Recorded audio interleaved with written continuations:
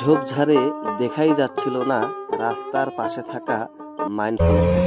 আমাদের নজরে যখন আসে তখন আমরা একটু সময় নিয়ে সেই মাইন ফলকটি পরিষ্কারের ব্যবস্থা করি।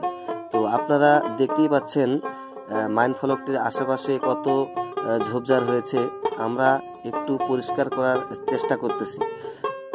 এই মাইন ফলকগুলো লক্ষ্য করে অনেক গাড়ির চালক রাস্তাঘাট চেনে কিংবা কোথায় কত দূর রাস্তা সেগুলো নির্ণয় করে। তো এইগুলোর জন্য কিন্তু অনেক সময় দুর্ঘটনার শিকার হয় অনেক যানবাহন।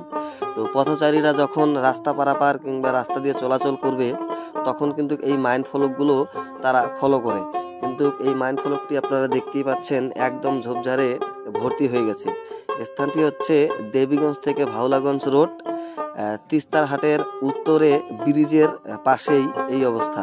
ভিডিওটি শুরু থেকে শেষ পর্যন্ত দেখবেন এবং ভিডিও দেখার পরে আপনার মতামত প্রকাশ করবেন।